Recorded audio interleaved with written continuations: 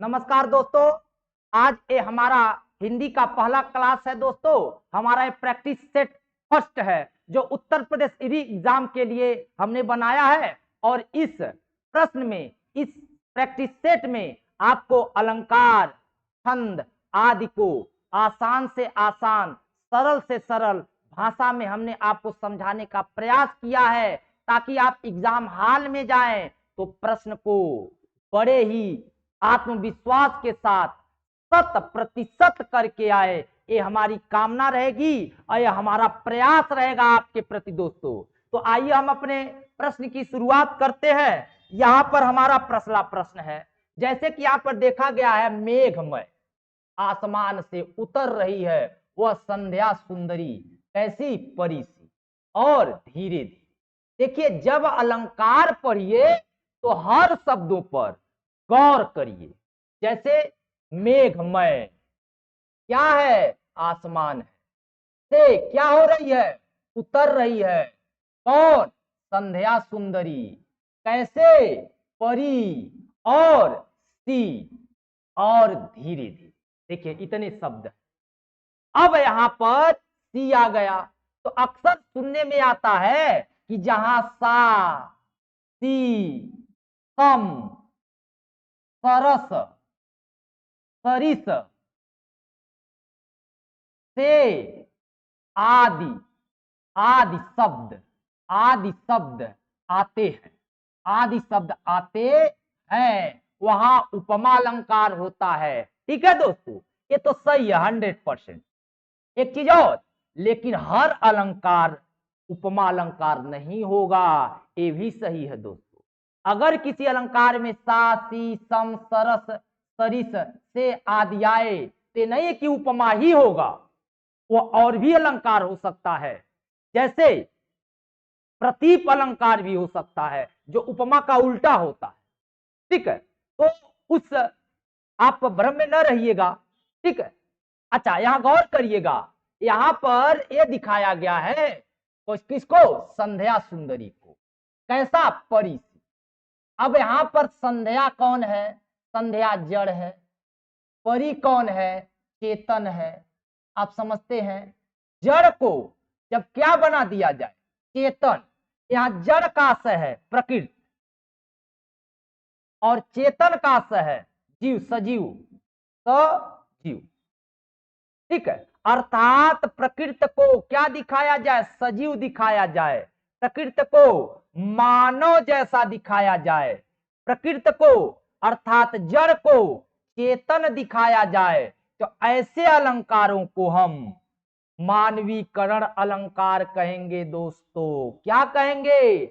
मानवीकरण अलंकार। वैसे यह उपमा भी हो सकता है, उपमा भी हो सकता है, इसमें कोई संदेह नहीं है। लेकिन हमारा जवाब यहां पर होगा मानवीकरण अलंकार। ठीक है, किस अलंकार की दृष्टि से? अर्थालंकार की दृष्टि। ठीक है, आगे देखेंगे अगला क्वेश्चन। जैसे कुछ उदाहरण हम दे रहे हैं। अब देखिए, उपमा अलंकार में जैसे प्रातः नभ था बहुत गीला शंख जैसे। ठीक है, हरिपद कोमल कमल से। ठीक है, मुख चंद्र सा सुंदर। ठीक है, अब यहां जो सा है इसे हम वाचक बोल। ठीक है, और चंद्रमा और मुख, मुख चंद्रमा सा सुंदर है। यहां चंद्रमा कौन है? उपमान है। और मुख क्या है? उपमेय है। और सुंदर क्या है? गुण धर्म है। गुण धर्म है। अर्थात हमारे कहने का मतलब, जब उपमेय की तुलना उपमान से, अर्थात मुख की तुलना किससे हो रही है? चंद्रमा से। और किसकी? सुंदरता की। अर्थात मुख के सुंदरता की तुलना चंद्रमा से हो रही है। यहाँ चंद्रमा उपमान है और मुख उपमेय। उपमेय छोटा होता है दोस्तों।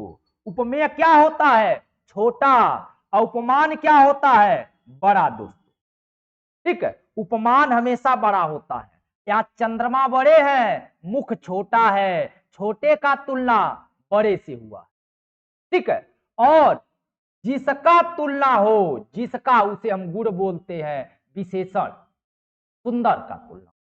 यहाँ हमारा गुण धर्म, गुण धर्म का कार्य विशेषण करता है। कौन करता है? विशेषण, ठीक है। तो यहाँ पर सुंदरता की तुलना हुई है, किसके सुंदरता की? मुख के। किससे? चंद्रमा से। अब तुलना कौन कर रहा है?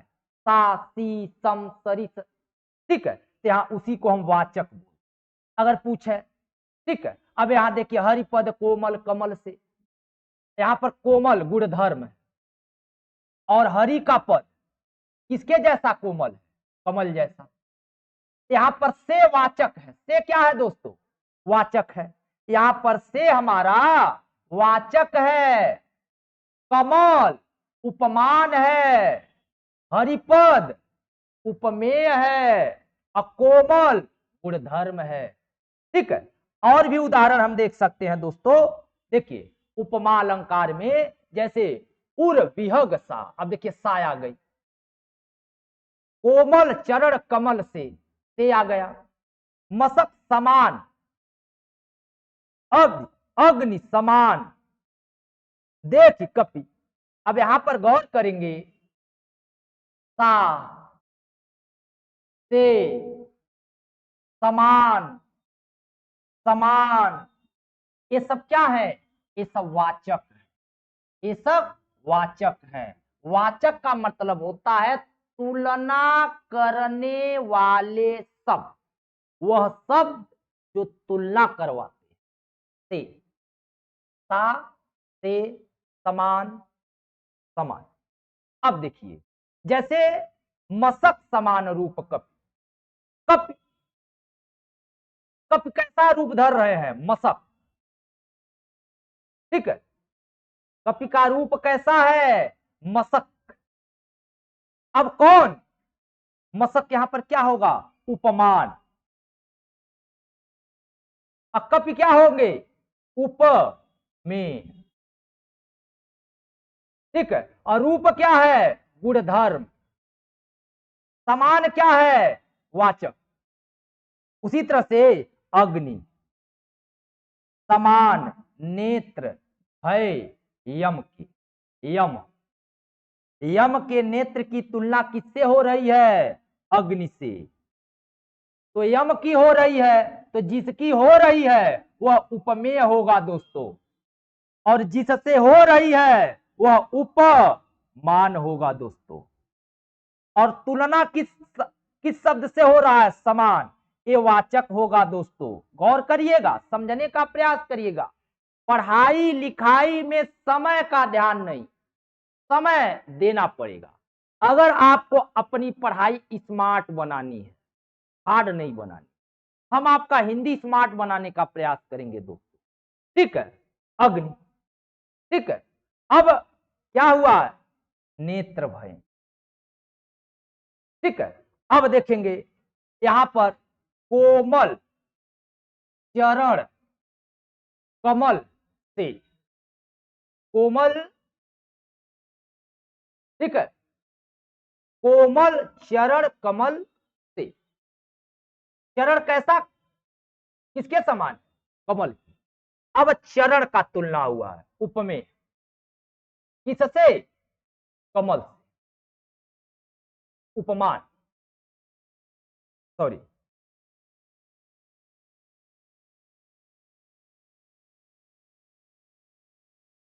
ठीक है। जैसे यहां पर चरण, चरण की तुलना किससे हुई है? कमल से। चरण क्या है? उप में, और कमल क्या है? उपमान। और किसकी तुलना हो रही? कोमलता की। ये क्या है? गुणधर, गुणधर। और तुलना करने वाला शब्द से, इसको वाचक कहते हैं। तो यह आपके रूपक उदाहरण आपने आपको समझाया। ऐसे कुछ और उदाहरण है, यहां पर देखेंगे, ठीक है। यहां पर सी, सा, सम, ठीक है, पद कोमल कमल, सा, सरिस, स। तो इन सबको ध्यान में देखते हुए आप सबको क्या कहेंगे, यह उपमा अलंकार है, यह होता उपमा अलंकार। लेकिन जब जड़ को चेतन बनाया जाए तो उपमा अलंकार नहीं होता है। ये सारे मटेरियल हम आपके पास इसलिए लेकर आए ताकि आप मानवीकरण और उपमा में फर्क समझ पाए। ठीक है दोस्तों, चलिए आगे ध्यान देते हैं। अब आपसे कहा जाए सूरदास जी के गुरु कौन थे। ठीक है, सूरदास जी के गुरु कौन थे, वल्लभाचार्य जी। सूरदास जी के गुरु कौन थे, वल्लभाचार्य जी। आप सबको पता है सूरदास जी भगवान कृष्ण के भक्त थे। ठीक है, और तो आप बहुत कुछ जानते हैं सूरदास जी के बारे में। अब देखिए, छंद पढ़ते समय, छंद जान ही रहे हैं, जब हम कोई काव्य लिखते हैं, काव्य, और काव्य में क्या लिखते हैं, पद, पद में क्या लिखते हैं, छंद। जैसे दोहा, रोला, सोरठा। ठीक है, तो इनमें मात्रा का और वर्ण का, मात्रा और वर्ण का ध्यान हम छंद के माध्यम से रखते हैं।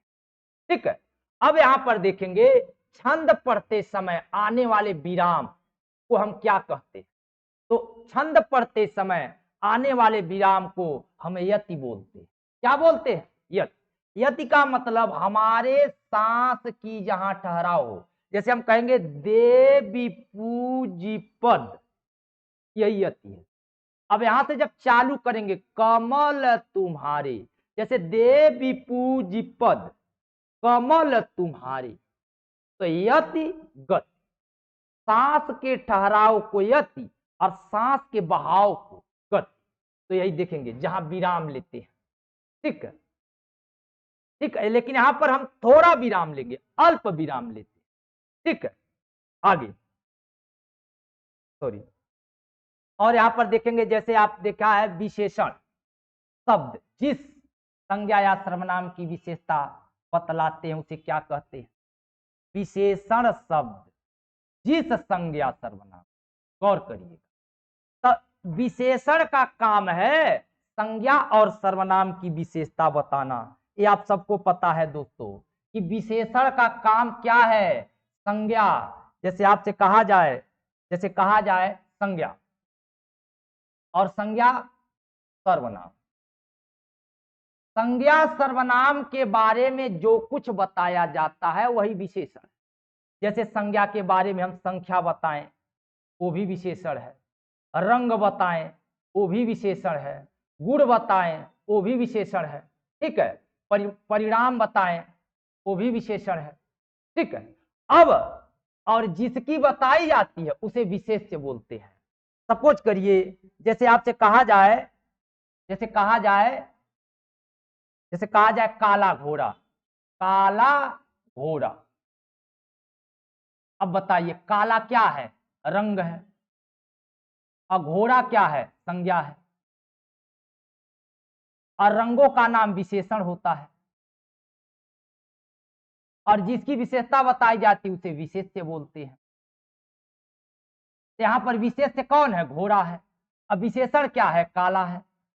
ठीक है, विशेषण क्या है, काला है। अब काला किसकी विशेषता बता रही है, घोड़े की, तो घोड़ा विशेष्य है। अर्थात जो संज्ञा सर्वनाम की विशेषता बताई जाए उसे हम क्या बोलेंगे, विशेष्य। क्या बोलेंगे, विशेष्य। अगला, प्राचीन शब्द विशेषण के किस प्रकार में आता है। प्राचीन क्या बता रहा है, समय। प्राचीन क्या बता रहा है, समय। अकाल आदि बताना। ठीक है, गुणवाचक विशेषण में जाएगा। अब बताइए, प्राचीन संख्या है, नहीं। सर्वनाम है, सर्वनामी होगा, नहीं। अच्छा, मात्रा बता रहा है, नहीं। समय बता रहा है, तो आकार बताना, समय बताना, गुण बताना, स्वाद बताना, ये सब किस में आता है, गुणवाचक विशेषण में। अगला क्वेश्चन देखते हैं दोस्तों। अब कहा जाए शुद्ध शब्द छांटिए, यहां पर आपका उत्तर ये होगा। आगे देखेंगे कौन सा शब्द तुर्की भाषा से, बेगम शब्द तुर्की है, बारूद शब्द तुर्की है। आप सबको पता है बाबर अक्सर तुर्क से प्रेम करता था, बारूद लेकर आया। चेचक शब्द भी तुर्की है। यहाँ पर चारों शब्द महत्वपूर्ण है। पैगंबर, यह अरबी शब्द है। पैगंबर क्या है? अरबी है। और तीनों क्या है? तुर्की है। पूछा है कौन सा शब्द तुर्की का नहीं है? पैगंबर का मतलब पैगाम देने वाला, जो ईश्वर का पैगाम देता है उसे पैगंबर बोलते हैं अरबी भाषा में। बेगम, बारूद और चेचक तुर्की शब्द है, गौर करिएगा, मोस्ट इंपॉर्टेंट शब्द है। अगला, जल, प्राण, पुत्र, किस शब्द का अनेकार्थी? कभी कभी एक शब्द आता है यहां पर जीवन, जीवन शब्द का। जैसे अगर आपको कहा जाए जीवन, तो जीवन के कई अर्थ आप निकाल सकते हैं। जीवन हम प्राण को भी तो कहते हैं ना। अच्छा, जल से बड़ा जीवन क्या है? जल ना हो तो आपका एक दिन जीना दुर्लभ हो जाता है। उसी तरह से पुत्र, पुत्र भी जीवन है। कौन? पुत्र। पुत्र के पीछे पिता परेशान रहते हैं, तो पिता के लिए पुत्र जीवन है उनका। तो पुत्र को भी जीवन का पर्यायवाची है, जीवन का जल भी है, प्राण भी है। ये जो गौर करेंगे दोस्तों, यहाँ पर अनेकार्थी शब्द किसका है? जीवन का दोस्तों। उसी तरह से कहा जाए उपवाक्य पहचानिए। अब देखिए उपवाक्य, वह आदमी, वह आदमी जो कल आया था आज भी आया है। वह आदमी जो कल आया था आज भी आया है। वह आदमी, यहां किसकी तुलना हो रही? बात हो रही है आदमी जो कल आया था। तो ऐसे को हम क्या कहेंगे? संज्ञा उपवाक्य। क्या कहेंगे? संज्ञा। अगर यहां पर सर्वनाम होता तो सर्वनाम उपवाक्य हो जाता। ठीक है, आगे, कौन सी ध्वनि महाप्राण है? अब देखिए सर दोस्तों, अगर हम ख को लिखें तो के एच लिखेंगे, अगर हम घ को लिखें तो जी एच लिखेंगे, यदि हम झ को इंग्लिश में लिखें जे एच लिखेंगे, और यदि ज को लिखें तो सिर्फ ज। अब देखिए ये सब क्या है? महाप्राण। ये क्या है? महाप्राण। ये क्या है? महाप्राण। लेकिन ये क्या है? अल्प है। अल्प का मतलब जिसे बोलते वक्त प्राणवायु थोड़ा लगता है, कम लगता है। इस पे हमने एक फुल वीडियो बनाया है आपको, आप उसे देख लीजिएगा, बड़ा ही आसान भाषा में। महाप्राण नहीं है। देखिए हिंदी में जब आप व्यंजन लिखिए, अब व्यंजन लिखते वक्त जिन व्यंजन को लिखने में हमें अंग्रेजी के 2 अक्षर का प्रयोग करते हैं वो महाप्राण है। ठीक है, और जिन्हें लिखने में 1 अक्षर का प्रयोग करते हैं वो आपका अल्प प्राण है। थोड़ा सा उदाहरण से समझ सकते हैं। जैसे कहा जाए क और आगे कहा जाए ख, आगे कहा जाए ग, अब फिर कहा जाए घ। अब देखिए क के लिए बस के होगा, और ख के लिए के एच होगा, और ग के लिए जी होगा, और घ के लिए जी एच होगा।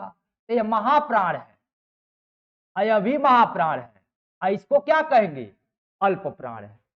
उसी तरह से यदि आपसे पूछा जाए ह क्या है, अल्प है महा है, तो कहेंगे यच अल्प है। अगर कहा जाए स महा है कि अल्प है, तो कहेंगे यस यच, कहेंगे महाप्राण है। अगर कहा जाए आपसे वो, तो कहेंगे बी अल्प प्राण है। अगर कोई कहे आपसे थ क्या है, तो आप कहेंगे टी एच, कहेंगे महाप्राण है। तो अल्प प्राण महाप्राण को समझने का ये सबसे आसान सहज तरीका है दोस्तों। ठीक है, इससे आसान तरीका नहीं हो सकता है जहां आपको रटना नहीं है। ठीक है, अगला क्वेश्चन देखेंगे दोस्तों। अब देखिए, निम्नलिखित शब्द पद में कौन सा पद वया, वया प्रत्यय, प्रत्यय जानते हैं। अब यहां पर ये नहीं हो सकता, ये नहीं हो सकता, ये नहीं हो सकता, यह। अब कहेंगे दोस्तों क्यों? अब जैसे शब्द आ जाए खाया, खाया, अगर पूछा जाए खाया शब्द में क्या प्रत्यय है, तो कहेंगे ख धन आया। ठीक है, उसी तरह से ख धन, ख धन वया, आप क्या कहेंगे? खवैया। ठीक है, यहां पर हवैया में है वया प्रत्यय। इसे भी हमने प्रत्यय में हम आपको समझाया है। ठीक है, गौर करेंगे क्योंकि यह आपका धातु है, ख धातु। ठीक है, ये भी गौर करेंगे। नेक्स्ट, आगे ध्यान देंगे हम। निम्न में से देवता का पर्यायवाची किंकर नहीं, किंकर देवता का पर्यायवाची नहीं है, नहीं तो निर्जर, त्रिदश, किरवाड़, ये सब क्या है, देवता के पर्यायवाची हैं, लेकिन यह देवता का पर्यायवाची नहीं है दोस्तों। तो आपका जवाब सी। ठीक है दोस्तों। हाँ, आगे साकेत महाकाव्य बहुत महत्वपूर्ण, मैथिली शरण गुप्त जी लिखे हैं। एग्जाम में मैथिली शरण गुप्त हो, जयशंकर प्रसाद जी हो, तुलसीदास जी हो, मीराबाई हो, मुंशी प्रेमचंद्र हो, इन लोगों की रचना को आप 100% याद रखेंगे। तुलसीदास, सूरदास 2, जयशंकर प्रसाद जी, मैथिली शरण गुप्त जी, इन लोगों की कविता को, कहानी को, रचना को, ग्रंथ को आप जरूर याद रखेंगे। 1 नंबर पा जाएंगे साकेत जी, मैथिली शरण गुप्त। अब आपसे कहा जाए गौधन चरित। अब यहां पर सब देखेंगे, गौ विसर्ग लग गया और धन आ गई आपका चरित। अब देखिए, जब विसर्ग के पहले स्वर हो, विसर्ग के पहले क्या हो, स्वर हो। अब विसर्ग के बाद च आ जाए या छ आ जाए, गौर करेंगे दोस्तों। यदि यदि विसर्ग से, अभी देखिए विसर्ग है ना, अब विसर्ग के पहले क्या है, स्वर। अब विसर्ग के बाद क्या है, च है। यदि विसर्ग के बाद च आए, छ आए, अब विसर्ग के पहले स्वर आए, तो हमारा विसर्ग स में बदल जाता है। क्या, व्यंजन। तो इसे हम लिखेंगे गौ, इसको आधा बना देंगे, आधा ऐसे लिखते हैं, और इसको आप, ठीक है। तो आपका जवाब क्या होगा, ऐसे भी लिख सकते हैं। ठीक है दोस्तों, कहने का आशय कि जब इसे समझेंगे, बड़ा अच्छा रूल है, एग्जामों में गौर करना चाहिए, ये बड़ा अच्छा रूल है। कहने का मतलब जैसे यहां लिखा गया है, ये लिखा गया, यहां पर आपने गौर किया, संधि में गौर किया जाता है, ये विसर्ग है। अब विसर्ग के पहले क्या है, स्वर। अब विसर्ग के बाद क्या है, च है। अर्थात यदि पहले स्वर है, अब बाद में च या छ है, तो विसर्ग किसमें बदल जाता है, आधा, सब। तो हो जाएगा गौस चरित। गौर करेंगे, ठीक है। अगला क्वेश्चन, अब आपसे पूछा जाए, जिसके हृदय में ममता न, क्या हो जाएगा, निर्मम। और जिसके हृदय में दया न, निर्दय। अगर आपके हृदय में दया नहीं है तो आप निर्दय है ना, और आपके हृदय में क्या नहीं है, ममता, ये सब भाव है, तो आप क्या है, निर्मम है। और यदि किसी के अंदर डर नहीं है, डर या भय, जिसके अंदर डर नहीं है, भय नहीं है, उसका नाम है निर्भय। है ना भारत का एक मिसाइल, निर्भय मिसाइल। तो जिसके अंदर भय नहीं है, डर नहीं है, निर्भय है, और जिसके अंदर ममता नहीं है, निर्मम है, और जिसके अंदर दया नहीं है, निर्दयी है। नहीं ना कहते, अरे निर्दयी, रावण क्या थे, निर्दयी थे। कंस क्या थे, निर्दयी थे। दुर्योधन क्या था, निर्दयी था। दुष्ट क्या होते, निर्दयी। ठीक है। माँ क्या होती है, माँ के पास ममता होती है, ममत्व होता है माँ के पास। अर्थात जिसके पास ममता न हो वह क्या होगा, निर्मम। ठीक है। तो जिसके हृदय में ममता नहीं है, निर्मम जवाब। ठीक है। आगे देखा जाए कि जिस वाक्य में विराम चिन्ह का उचित प्रयोग नहीं है, उचित प्रयोग, मैं मनुष्य में मानवता देखना चाहती हूं, सही है, उसे देवता बनाने की मेरी इच्छा नहीं, अधूरा है ना। वह दूर से, बहुत दूर से आ रहा है, ठीक है, क्योंकि यहां पर विराम चिन्ह पूछ रहा है, विराम चिन्ह यही है। सुनो सुनो, वह गा रही है, सही है। प्रिय महाशय मैं आपका आभारी हूं, सही है। लेकिन यहां देखिए, मैं मनुष्य में मानवता देखना चाहती हूं, विराम है, सही है। लेकिन उसे देवता बनाने की मेरी इच्छा नहीं, आगे होना चाहिए था, है। ठीक है, इसलिए ए वाला जवाब। आगे देखिए, निम्न में महाप्राण व्यंजन कौन सा है। अब देखिए महाप्राण क्या होगा, पीछे हमने बताया टी डी यम, और यहां क्या है पी एच। देखिए अब देखेंगे जिस, अच्छा हमने बताया अल्प होगा, अल्प होगा, अल्प होगा, और यही क्या होगा महा होगा। निम्न में से महाप्राण व्यंजन कौन सा है, देखिए क्योंकि यहां दो अक्षर प्रयोग। ठीक है दोस्त, ये सब एक एक अक्षर है। ठीक है, अगला, निम्न में से अघोष वर्ण कौन सा है।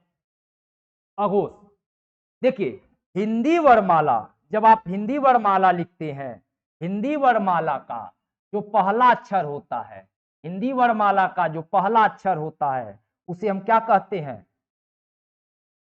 अघोष। जैसे अ, आ, सॉरी सॉरी, जैसे हम लिखे हैं, जैसे हम लिख दे दोस्तों, क, ख, ग, घ, अंग। उसी तरह से लिखें च, छ, ज, झ, इ। तो इसका जो पहला दूसरा, पहला दूसरा कहने का मतलब ए अघोष होता है, और ए तीनों सघोष होता है, अघोष सघोष। ठीक है, तो अब देखिए यहां पर अघोष वर्ण, अब देखिए प अघोष है ना, घ घोष नहीं होगा, क ख ग घोष नहीं होगा, ये सब सघोष है। देखिए प अपने व्यंजन का पहला अक्षर है, प फ, इसलिए क्या है अघोष। आगे, निम्न में से कंठ वर्ण कौन सा है। अब देखिए कंठ, क, ख, अ, अ, और क्या होता है कंठ। ठीक है, आगे, अब आगे देखा जाए, निम्नलिखित में से रूढ़ शब्द निकालिए। रूढ़ शब्द वह होता है जिसको तोड़ा नहीं जा सकता है। अब देखिए यहां दो शब्द है, दूध और धन वाला, दो शब्द है, घुड़ और धन सवार, यहां दो शब्द है, लंबा धन उदर, लेकिन नाक सिर्फ एक शब्द है। तो जिस शब्द में सिर्फ एक शब्द हो वह रूढ़ है, इसे तोड़ नहीं सकते हैं, इन शब्द को हम तोड़ सकते हैं। यह रूढ़ नहीं होगा, ये रूढ़ नहीं होगा, ये रूढ़ नहीं होगा, रूढ़ यही होगा। ठीक है, अब देखिए रत्नाकर में संधि होगा। ठीक है, रत्नाकर,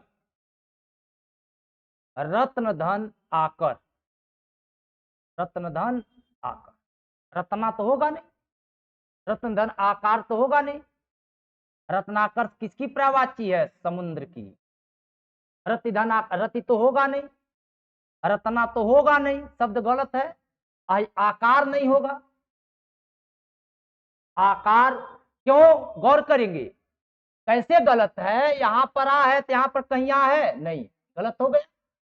यहां पर रत्न है तो यह तो रति है, ये भी गलत हो गया। यहां पर रत्न धन आकर, अब यहां देखिए रत्न धन कर। ठीक है, इसका मतलब ए वाला विकल्प आपका 100% सही है। रत्नाकर किसकी प्रवाची है, समुद्र महाराज। अगले, प्रतिमान में कौन सा समास है। देखिए जब किसी समास का पहला पद उपसर्ग हो, क्या हो, उपसर्ग हो, वहां कौन सा समास होगा, अव्ययी भाव।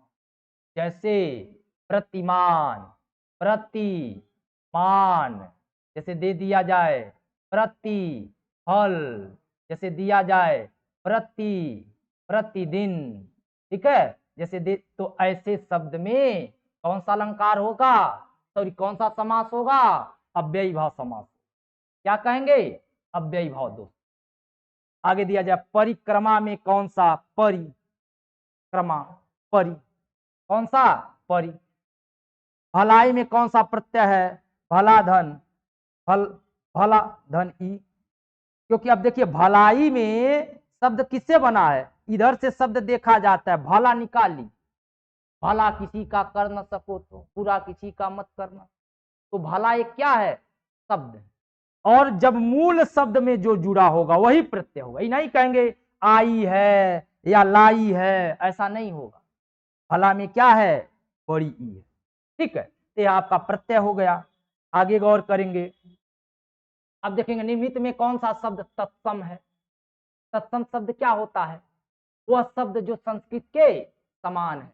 आग संस्कृत के समान है नहीं, आग का अग्नि होगा, आम का आम्र होगा, आसरा भी नहीं है, इसका मतलब आलस्य, आलस्य उन्माद, ये क्या है, तत्सम। तत्सम का मतलब संस्कृत, संस्कृत के समान, समान शब्द, जो शब्द संस्कृत के समान होते हैं दोस्तों वही शब्द क्या होते हैं, तत्सम होते हैं। निम्नलिखित में से कौन सा शब्द तद्भव है, अर्थात जो जो संस्कृत, संस्कृत जैसा नहीं है, अर्थात जो शब्द संस्कृत जैसा नहीं है। गौर करना चाहिए जवाब देते वक्त, तब फास्ट जवाब दे पाएंगे, तब स्मार्ट जवाब दे पाएंगे। जो शब्द अब देखिए चूड़ संस्कृत जैसा है, छिद्र संस्कृत जैसा है, ज्ञान संस्कृत जैसा है, ठीक है। छत, छत शब्द आपका छत्र होगा, यहाँ पर क्या होगा, छत्र शब्द, छाता, छत्र शब्द तत्सम है, लेकिन छत शब्द तद, लेकिन छिद्र, चूर्ण, ज्ञान ये क्या है, तत्सम है, और छत शब्द तद भव। आगे निम्न में से कौन सा शब्द देशज है। देशज का मतलब अपने यहाँ का, देसी शब्द आग, ठीक है। आग शब्द क्या है, बच्चा, फूल, खिड़की। यहाँ पर देशज शब्द क्या है, खिड़की है। देशज शब्द क्या है, खिड़की। देशज शब्द वह नहीं होता जो हमारे भारत का है, देशज शब्द वह है जो हिंदी का नहीं है, संस्कृत का नहीं, या किसी अन्य भाषा का नहीं। फूल शब्द है, बच्चा शब्द है, आग शब्द है, खिड़की शब्द। आगे निम्न में से विदेशी शब्द कौन सा है। विदेशी शब्द जो हमारा भक्त हमारे यहाँ होते हैं, पुष्ट हमारे यहाँ का शब्द है, प्रिय हमारे यहाँ, अमीर, अमीर हमारे यहाँ नहीं होते हैं, हमारे यहाँ धनवान होते हैं। अमीर शब्द अरबी फारसी होगा, हमारे देश का नहीं है, ठीक है। आगे निम्न में से संज्ञा शब्द है गंगा, नीला रंग है, रंगों का नाम विशेषण होता है। पुराना समय है, समय का नाम विशेषण होगा। मोटा आकार है, आकारों का नाम गुणवाचक विशेषण होगा। तो ये विशेषण, ये विशेषण, ये विशेषण है, गंगा आपका संज्ञा है। आगे देखेंगे तो नेक्स्ट हम अगले वीडियो में आपको ऐसे प्रश्न ला के प्रैक्टिस कराएंगे। आपको यदि हमारा वीडियो अच्छा लगा लाइक करिएगा, सब्सक्राइब करिएगा, और अगला वीडियो में इसको और भी तरह से थोड़ा सा और दमदार बना के लाऊंगा और आपको परीक्षा को आसान और सुलभ और सहज बनाऊंगा। तब तक के लिए नमस्कार, धन्यवाद।